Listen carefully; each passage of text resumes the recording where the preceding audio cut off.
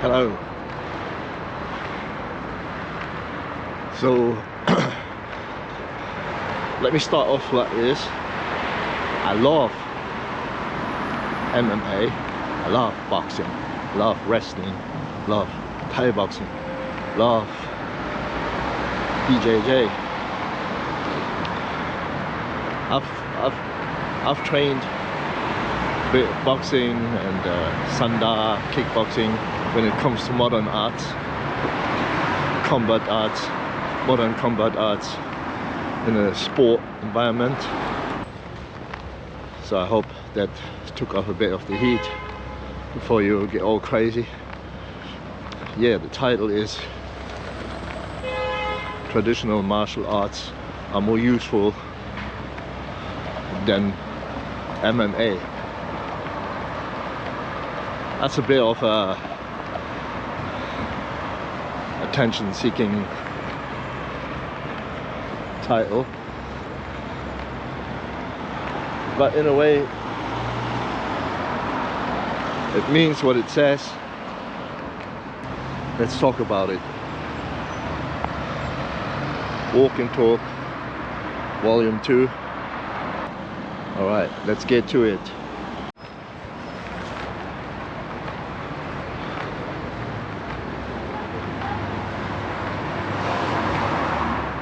I am 54 years of age. I'm working as a security in a club since 2010, so nearly 15 years. So it's going to be 15 years this year in the winter.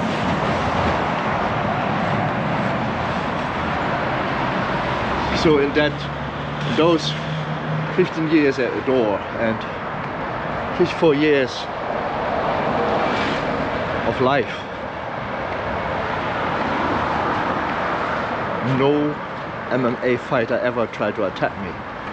So I can walk the streets safe without being attacked by an MMA fighter.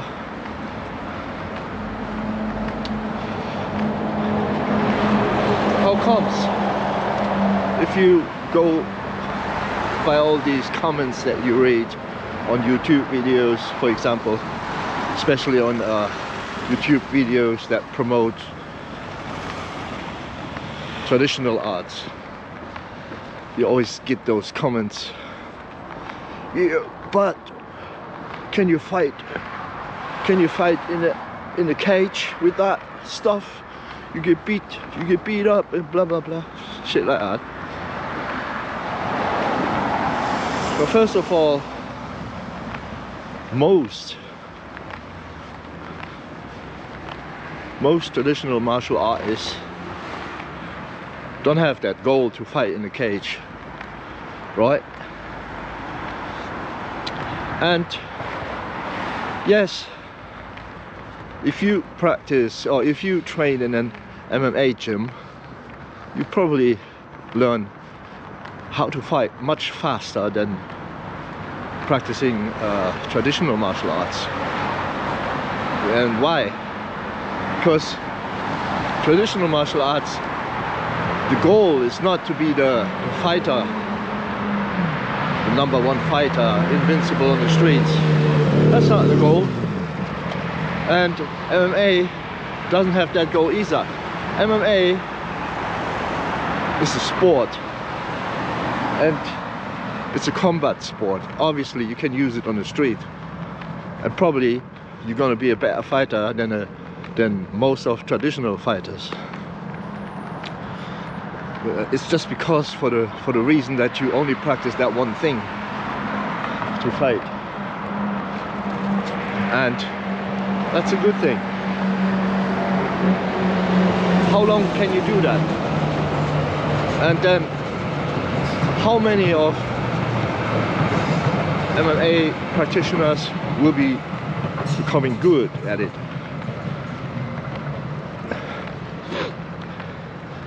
Let's talk about my grandmaster, who passed away unfortunately a couple of years ago.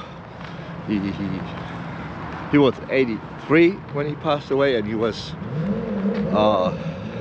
until his high age he could perform, do demonstrations.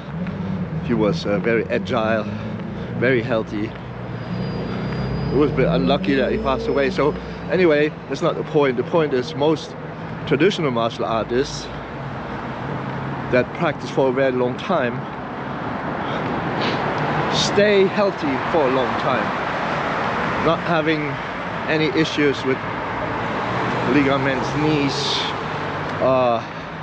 elbow, shoulder, whatever, you know what I mean? So won't have those problems. On the other side, yeah, not practicing the same way as MMA fighters do. It's high percentage practice, especially if you take it serious. And if you take it serious, you will be good in a short time. That's not the point still, you know what I mean? The world is not full of MMA fighters looking for traditional martial artists trying to beat them up. You know, you get those phony traditional martial artists talking about how invincible they are on the streets because there are no rules. Yeah, of course, that's bollocks, we know that. I mean, most of us know that. And in my opinion, you have to find that middle way. You have to cover everything, the fighting aspects. In our school, well, our style is Hung-Ga-Kun, and we fight in Sanda competitions, which is like a modern variation of kickboxing, or Chinese kickboxing they call it sometimes.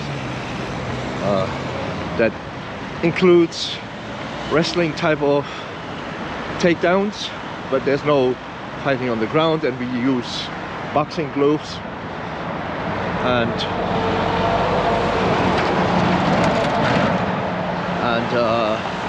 it's a set of rules, and that's very good for fighting, even for self-defense.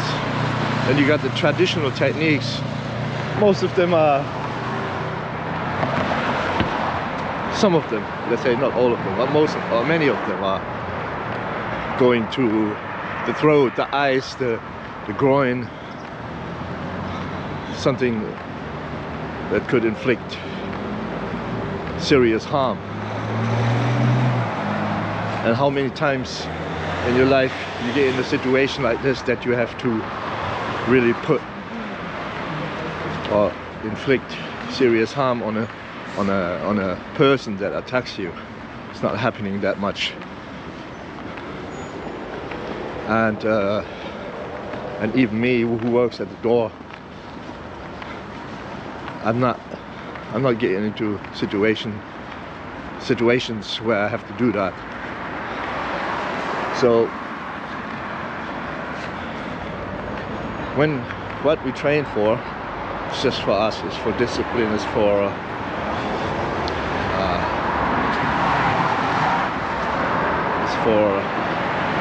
staying fit, staying alert, but not. The goal is not to get into fights. Traditional martial arts offers a lot. First of all, you get a lot of insight, cultural insight. Like in our case, it's Chinese martial arts, so we dive deep into Chinese culture. We learn a lot about Chinese culture, philosophy, things like that. We learn about self-cultivation. We learn about righteousness, humbleness. Learn about a lot of things.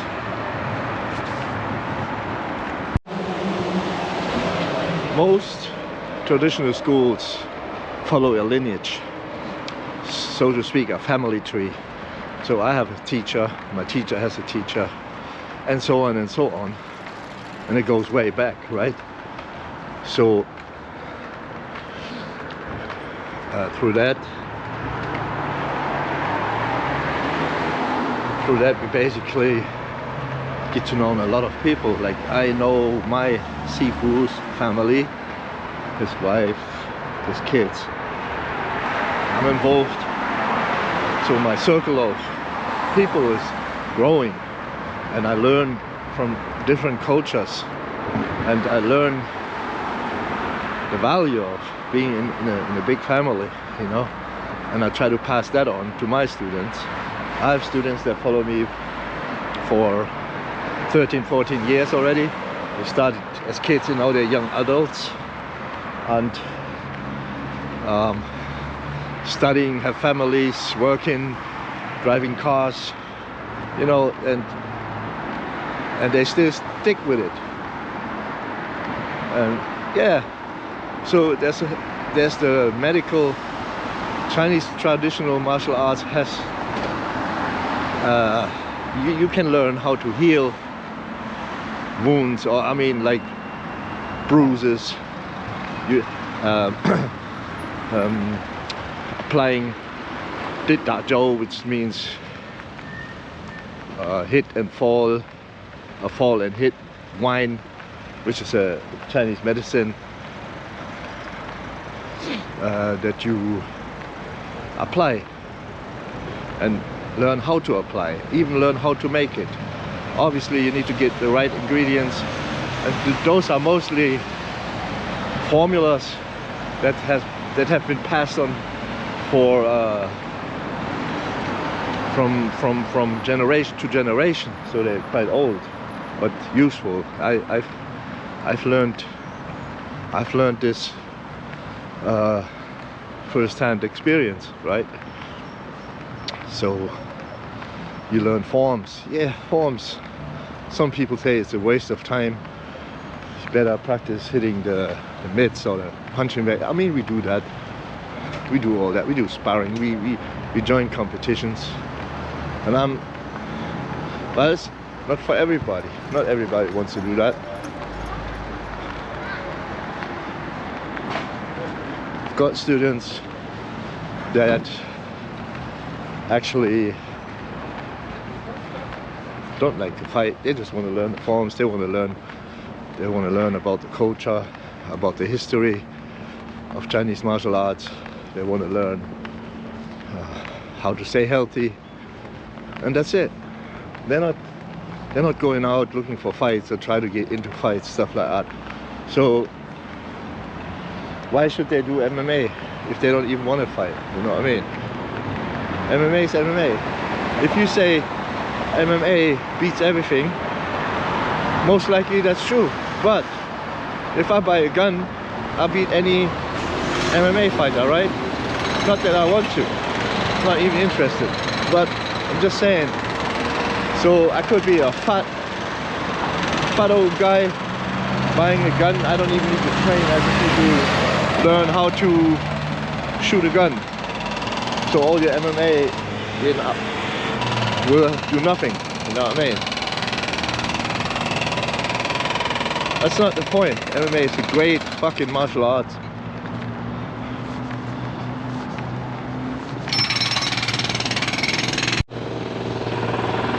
MMA is a great martial art. It's very functional, it's very useful. But just for what it is, right? And that's the difference. Most traditional martial artists not trying to compete with modern combat sport. Because it's two different things. It's like tennis and football. A tennis player can't kick a ball, and a footballer can play tennis. So that's all. It's all about that. Traditional martial arts give you a lot to think about, and it's just all about what you want to do. You want to become a big fighter, you want to learn about culture and history and things like that, you know.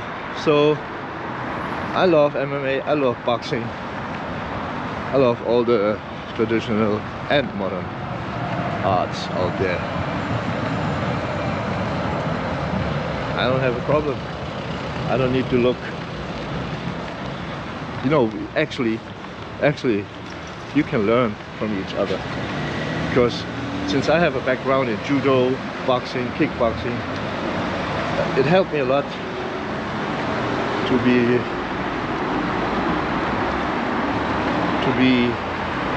able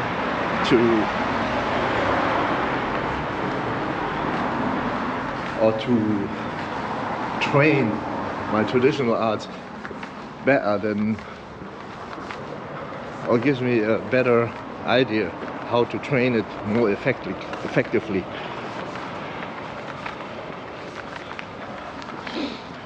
Yeah, I think that's the best way to put it.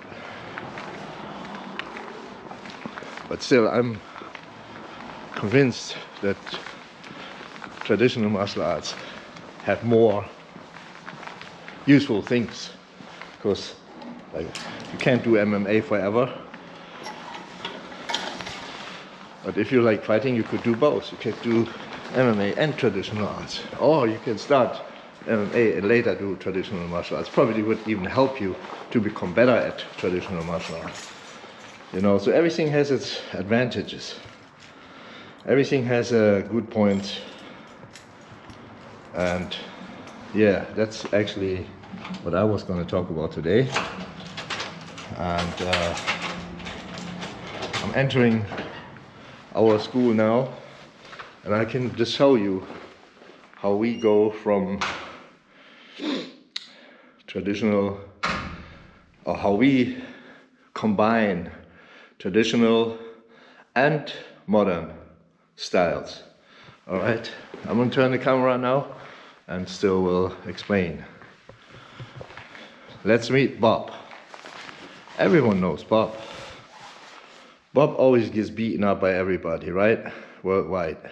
So you can practice your classical boxing, maybe kicks, but you also can, it's also good for aiming at certain points on the body. And you can even hit with different styles, like not just the normal boxing. You can use the open hand strikes or Phoenix eye strikes, whatever. More classical and more traditional, the wooden dummy, right? Here, you can do your pull-ups and everything. Yeah. Guan Yu, General Guan. Go to Hong Kong, China, everywhere where Chinese people are, you will see General Guan facing the door, facing the entrance, in businesses, in police stations, in restaurants, everywhere, right? Always facing the entrance. And I talked about families, right? Going back to Lam Sai Wing, his Sifu was Wong Fei Hung, but there are no real pictures of Wong Fei Hung, so I don't hang fake pictures or whatever. Lam Zhou, Wong Lei, this is my Sigong, Leung Gam Gong, who passed away a couple of years ago, sadly. This is my Sifu, Wong Zhongman Sifu, myself. So this is just what I was talking about tradition and modern things. We do lion dance, the drum and the lion head. At the same time, we have all kind of bags hanging, heavy punching bags. We got mats, because we do sanda, we have takedowns, you know what I mean? Lion dance, we mix it up properly, you know. And then people can choose what they want to do. Traditional, modern,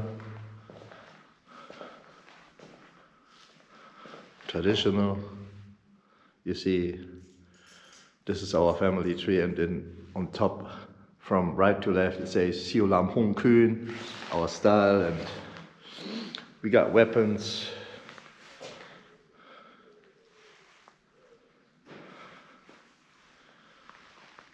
Yeah, so you see, you can mix it up, do all the training.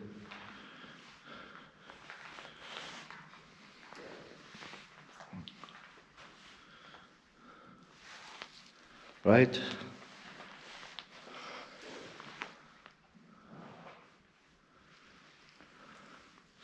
So don't judge a style because it's traditional. Don't judge if people practice forms with weapons or without weapons.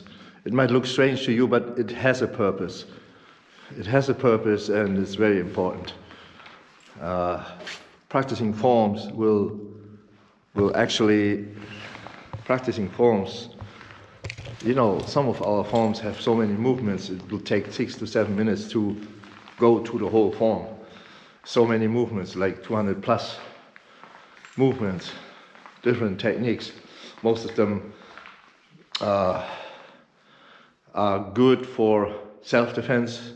Some of them will enhance your strength, your stamina. You know, there's so many different things that forms will do. When practicing a form, or while practicing a form, you focus on your movements, but at the same time, you stay aware. So it means you got your environment in check. You know, so that will carry over to your everyday life when you walk the streets, when you walk through a city, in a mall or wherever. You always will be aware of your environment, and it keeps your mind sharp. Yeah. The same with learning all these techniques in the form. You have to remember a lot. So what does this to your brain? Your brain stays sharp. You know, even in high age, you stay sharp. I mean, unless you get sick or something. But you know what I mean. So that's and even you don't fight a lot. You don't do a lot of sparring. So it means you also don't get too much damage done to yourself from punches or kicks or throws, you know, but each to their own, and just respect each other and the world would be much better, especially the Mo Lam, the martial world. Yeah, so that's from me for today. Stay safe. Cheers.